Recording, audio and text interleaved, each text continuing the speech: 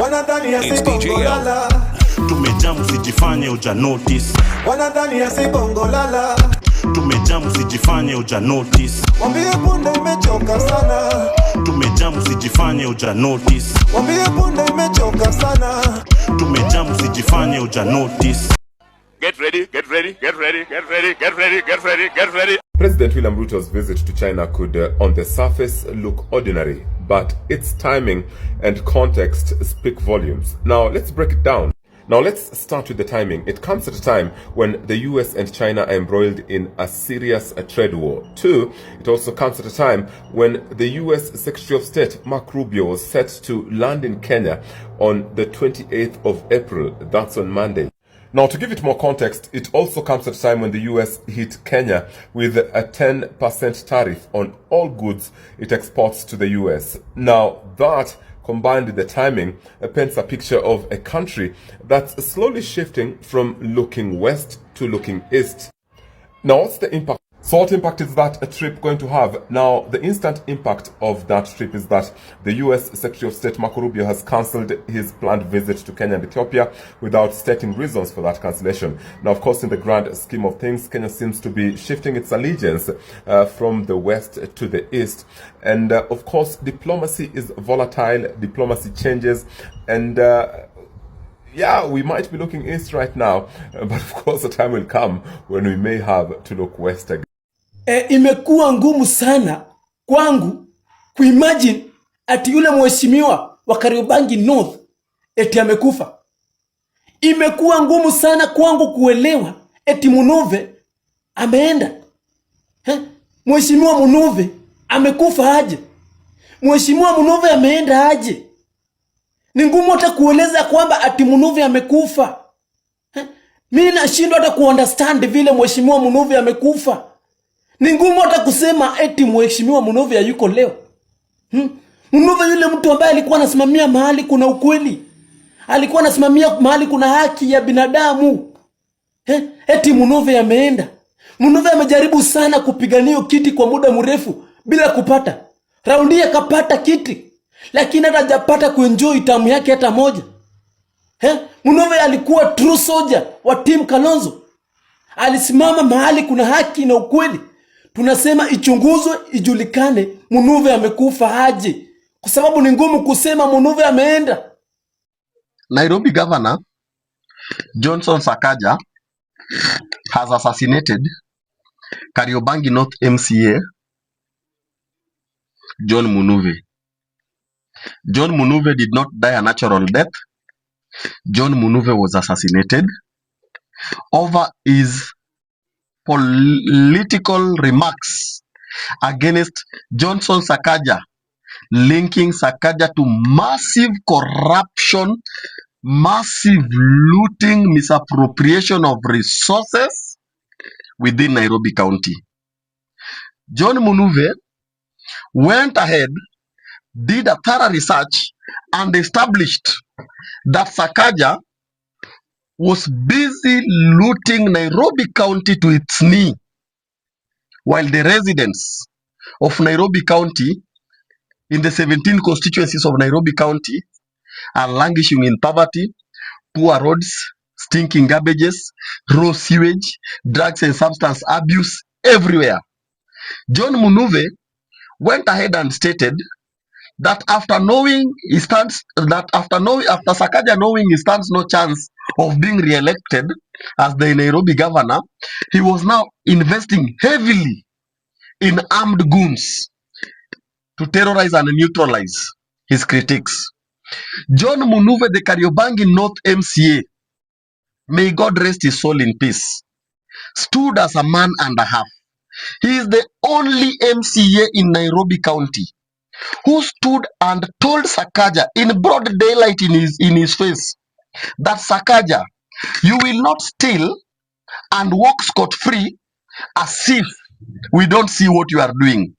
And even if Raila Odinga and his MCAs have ate to satisfaction, I stand to speak on behalf of the people of Nairobi.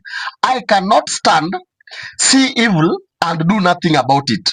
He threatened to expose Sakaja and he exposed Sakaja, which angered Sakaja. Before Sakaja eliminated him, Sakaja tried bribing him into silence. He refused. Sakaja threatened him to toe down. He refused. Sakaja asked him to state his offer. He said he doesn't want anything. He only wants good leadership. And it cannot happen under the management of Johnson Sakaja. It is for this reason that Sakaja invested heavily in some men whom we will mention in the course of this week before the weekend, who lured John Munuve to somewhere in Kiambu in a club. John Munuve Kariobangi North MCA was poisoned. John Munuve Kariobangi MCA was somewhere in Kiambu, most probably. I don't know, I don't want to guess the place, but it is somewhere in Kiambu. They were drinking, and that is where these people colluded to have him poisoned. They poisoned John Munuve. They have assassinated John Munuve. They have killed John Munuve. Kalonzo Musyoka, you are not far away from political assassination. Kalonzo Musyoka, if just a mere governor, Johnson Sakaja, has been threatened by the truth to an extent he has plotted and executed an assassination against a sitting member of parliament. Kalonzo Musyoka, I want to tell you that your association with Rigathi Gachagua, your association with Eugene Wamalwa, your association with Martha Karua has put not only you but all of them in imminent danger.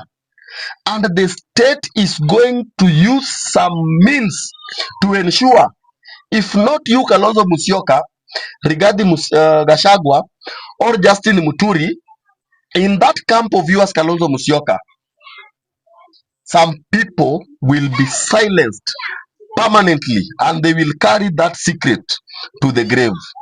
May the assassination and the death of John Munuve Kariobangi North MCA be an eye-opener to you, Kalonzo Musyoka, and your friend Rigathi Gachagua, that the people you people are dealing with are not good people, and they are willing to do anything to silence their critics. The other day I said that we needed to impeach the governor because of incompetence.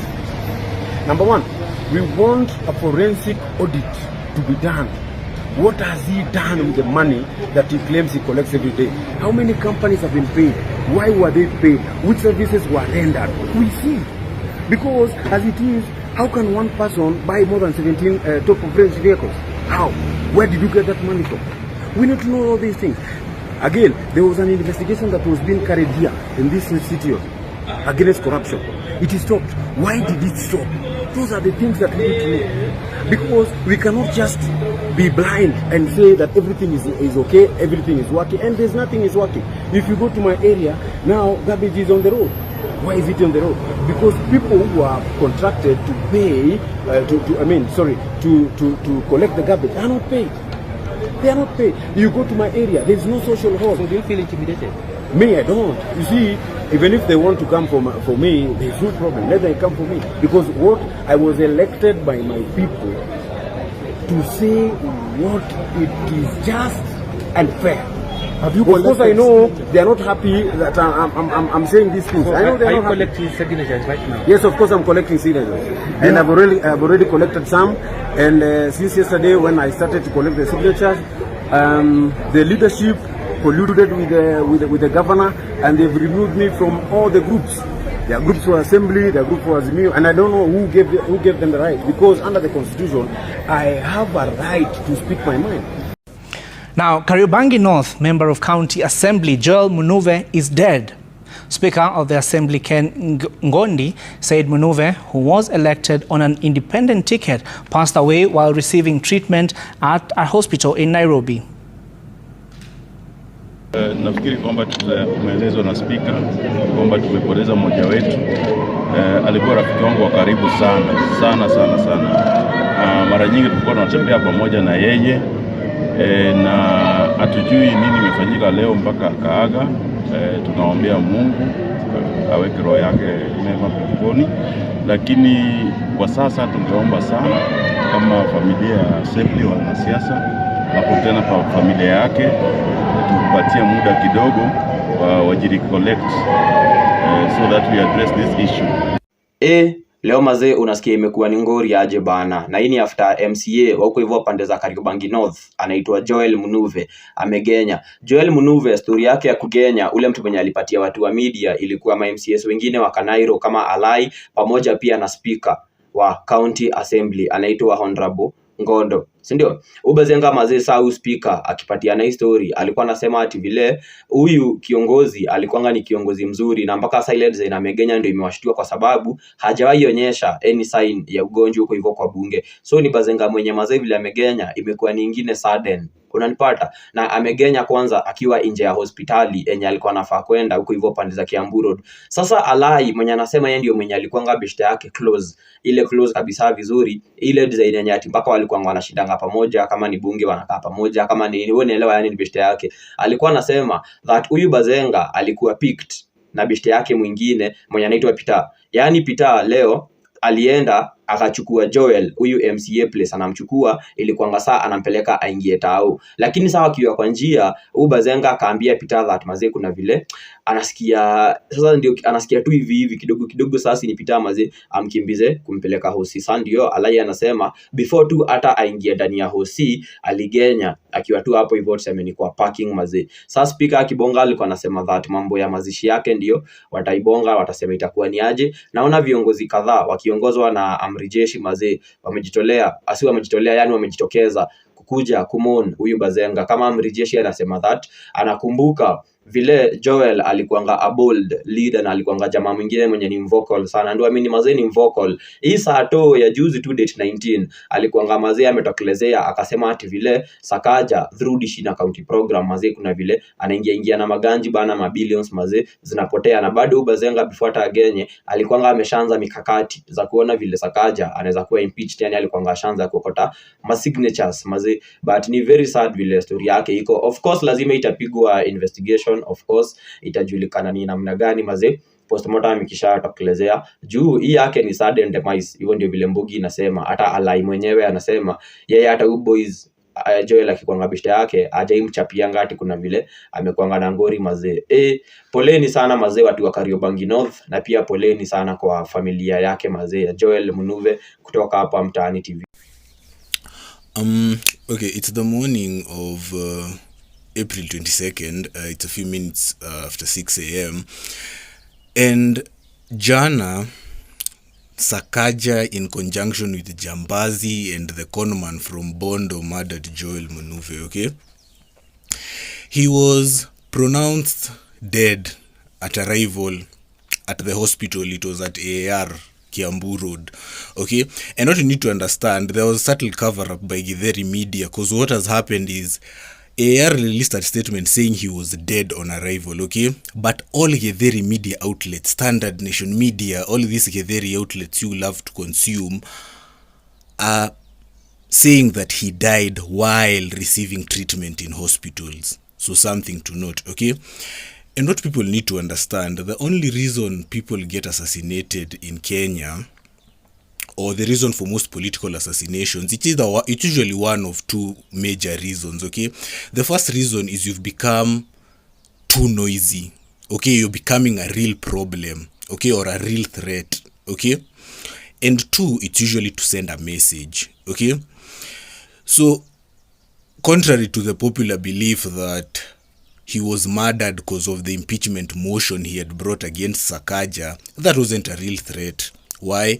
Because the whole Nairobi County Assembly has been captured by the Bondo conman and Jambazi via their MCAs. Okay?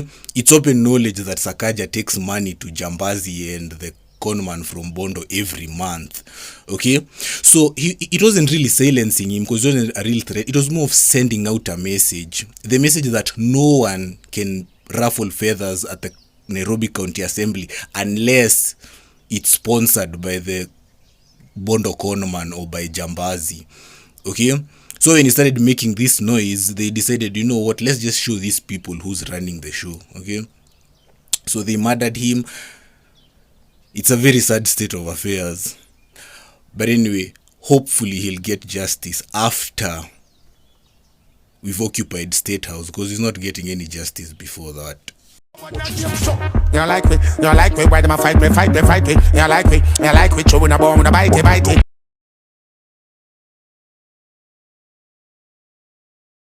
We don't trust them, even if we bust them. We don't trust them, stay fine, not touch them. We don't trust them, hope their man a sub them. Informer, me say you must them.